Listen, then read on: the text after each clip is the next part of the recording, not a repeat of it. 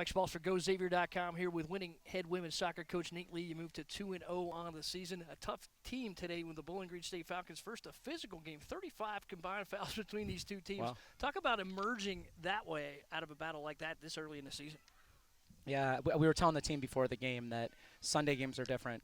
You know, they're more physical. They're sloppier. Tackles could be awkward just because people's legs aren't the same and timing's thrown off. So they count just as much as Thursday or Friday games, and you just have to find a way to grind them out. And I think it's good that they just got a taste of it early. You got some of your freshmen into the starting lineup today. Just some of your impressions on some of their defensive play and the way they were able to work their way into the system. Yeah, well, so at center back, Callie Rogers has started both games, and she's had some growing pains and had to learn on the fly and got punished a few times on Thursday. She's grown. She's taken the feedback, and that's been a great sign. Maddie Thiss has started both games out wide, and she's still learning how to manage the game and certain triggers and stuff like that, but she competes, and that's why she's in there. She's athletic, she's fit, she's hard. We started Allie Anderson in the center midfield, which was great. You know, Allie didn't make the trip with us on Thursday, but that's because we have a very competitive midfield filled with a lot of good players, and we wanted to rotate the squad a little bit after 109 minutes on Thursday, and I think Allie acquitted herself well. And then Jackie Richards, who started on Thursday, we gave her a little rest at the beginning of this game, and then she went and found the game-winning goal. Talk about Olivia Jenkins in goal. Got the start today. Acquitted herself quite well. Yeah, OJ's great. We have 2 starting-level goalkeepers, and it's a good problem to have.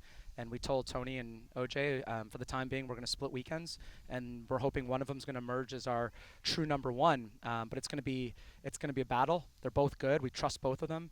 And OJ, you know, I think that first goal, we'd like to see her save that, but you're not going to save them every time. And then she managed it well from there on out. Talk a little bit about your first goal. Lepresti gets one of the transfer in from the University of Cincinnati. Got a nice start for you early. Yeah, those are my kind of goals, where we're gritty and we're hard and we work and we tackle and we press.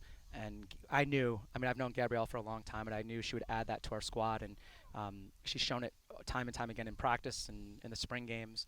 And so it fired me up. She won the ball off a center back and scored with her left foot. And I just thought it was a momentum. I thought it would be a momentum-creating play. Yeah, they were able to answer right back. You were able to get to the half at level. But second goal really showed some teamwork and some nice chemistry. OJ picks one out of the air, able to start a nice transition opportunity. Lepresti over to Soroka, hit the post, and then Richards there to clean it up. A freshman gets your second goal and the game winner. Sure.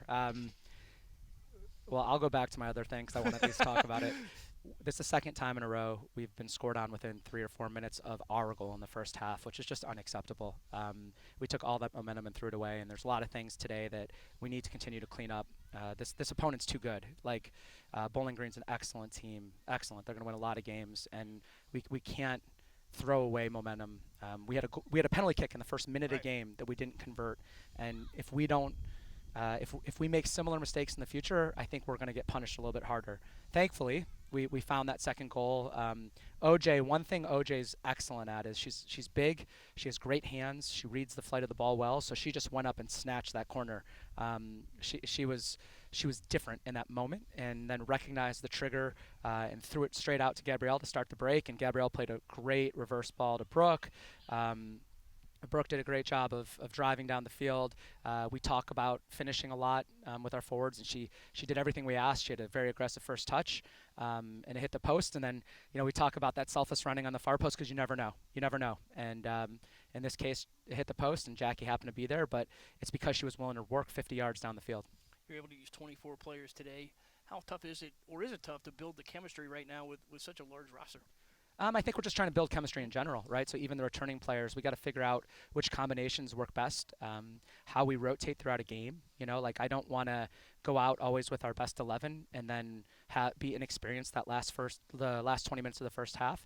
And that's what the first 6, 7, 8, 9 games are used for, so that we can be button tight come Big East play. But I've told the team, we have to lean into a couple things, and one of them is we are deeper than other teams. We trust our bench more than other teams. we wear down the opponent on purpose. And I think if we look at the stats here, we outshot them 7-1 in the second half in a game that we were winning.